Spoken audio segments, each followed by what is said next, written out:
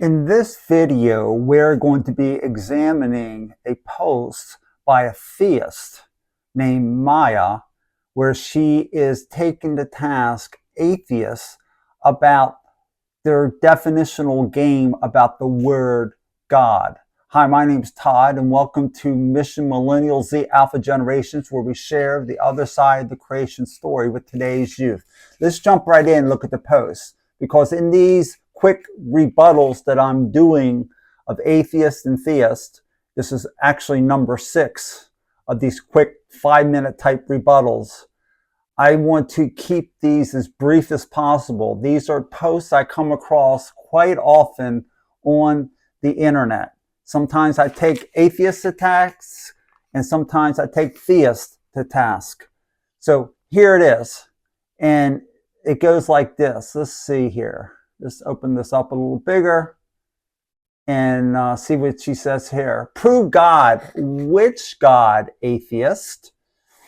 And this is, I guess she's quoting from Carmel Fox, who's the top contributor, I guess, on some atheist site. I'm not sure. I think she is the atheist that Maya D. Othen is critiquing. And here's what she says. Atheist fallacy, proving any God. The atheist response, take your pick, and this is Maya speaking, after being asked which God, still contains a form of shifting the burden of proof fallacy, though it is slightly more subtle. I would say yes, very subtle, because if an atheist really wants to know, they're really ignorant of which God we're talking about, then they might have a point. They have a legitimate question to ask. But they know, which I'm getting ahead of myself, atheists know which God we're talking about. They're trying to make a subtle point here. It also hints at a straw man fallacy depending on how the theist responds. Here's the breakdown. So let's decrease this and read her breakdown as she puts it. She's calling this shifting the burden of proof. While seemingly more accommodating, take your pick still places the onus of proof entirely on the theist. Well, not technically, I don't think. So that's not where I'm going to agree with her here. The atheist is essentially saying, I'm not going to define what I mean by God. You choose, and then you prove that one. Well, what's wrong with that per se? I don't see anything wrong with it if it's sincere, but I question the sincerity of it. This is what I want to get at. This avoids the atheist having to commit to a specific definition, which will then allow the theist to engage in a meaningful discussion. Let me underline this, meaningful discussion. There's a lot of dodging tactics that go on and trying to say which God. There's so many of them. It's sort of like a dodge because they know which God we're talking about. And they're not all equivalent, by the way. But it's like saying, well, what's the answer to 2 + 2 = 4? There's so many wrong answers. There can't be a right answer. Now, is that a logical fallacy? Sure, there's many wrong answers to the equation 2 + 2 = 4, and only one right one. So the atheist is sort of saying that, because there's so many false gods out there, we just add one more to the mix. You're a God. Well, that's a false equivalency because you're not actually answering the arguments we make about that one God.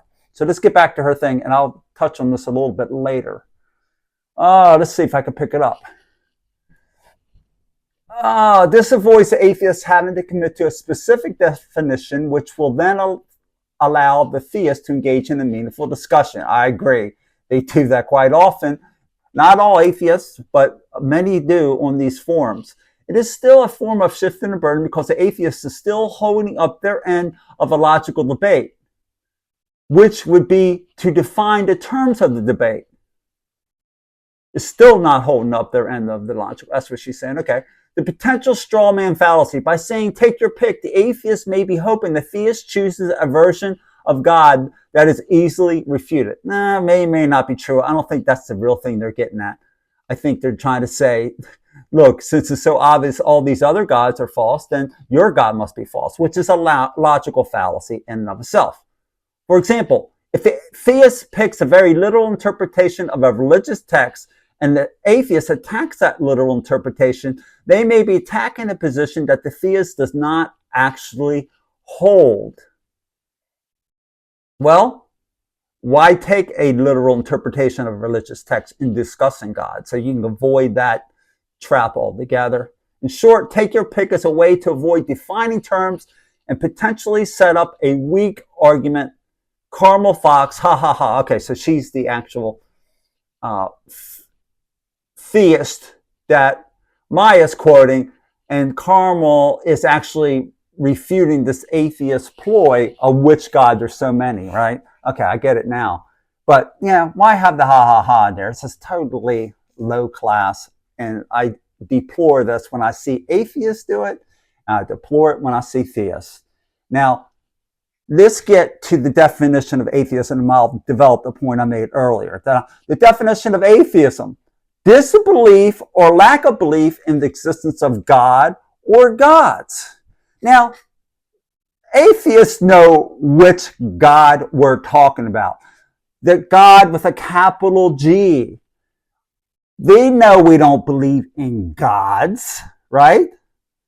They know we don't believe in gods. So what's the point that they're trying to make?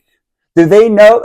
My guess is atheists don't even know of a single person who worships Thor, or all these other false gods of the underworld, you name it. They don't know a single person who does.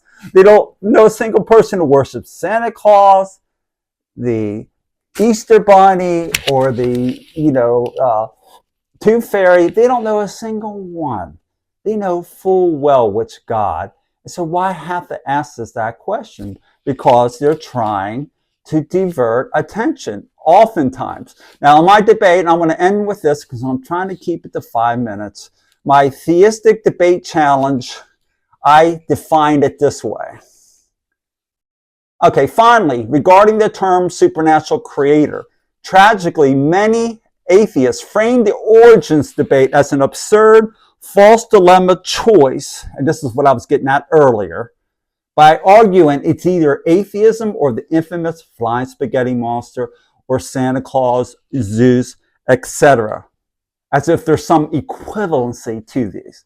You have to take each answer that we give of why there's something rather than nothing. You have to take each answer that people give and judge it based on its own merits. You just can't say guilt by association. You just can't do that. It's a straw man tactic. And I agree with Maya and her quotation of that one other woman. I agree with her on that point. These straw man and diversionary tactics are deplorable, leading the unwary public to reject theism outright by misrepresenting our stance that the God responsible for creation is a past, eternal, unembodied mind. That is the God of theism, and atheists know it. So they know what we're saying. So why not just get down to whether you can refute our arguments, like my arguments in the Theistic Debate Challenge, which I quoted just the introduction to. Why not deal with the arguments with solid counter-arguments instead of trying to divert, to dodge the topic, right? Yes, there's thousands of gods. There's thousands of wrong answers to why there is something rather than nothing. There's only one right answer. It's either naturalism or supernaturalism. It boils down to those two. So let's examine those. And let's stop dealing with straw man arguments, straw man postures, if you would. That'd be great. And get down to it. Now, a lot of you atheists out there don't do that. I got rebuked by atheists, and I'll end with this comment. I got rebuked by atheists who says, what atheists are saying we don't have to prove anything? I said, aren't you reading the comments here? I mean, I get hundreds of them. He's the first one that actually said, of course we have proof to show that God doesn't exist, or most likely doesn't exist, as Richard Dawkins puts it. Of course we have proof, and he listed a bunch of things, which I copied, and I said, let's get to it. And yeah, most atheists on the internet forums do that dodge. So anyway, I'm not going to repeat myself, ad infinitum. I'm just going to, or ad absurdum, because you're going to not like it if you're hearing these videos be repeated all the time. But I thought I'd just take a quick swipe at that. So I'll see you in the next video. Please like, subscribe, and share this channel. Bye-bye.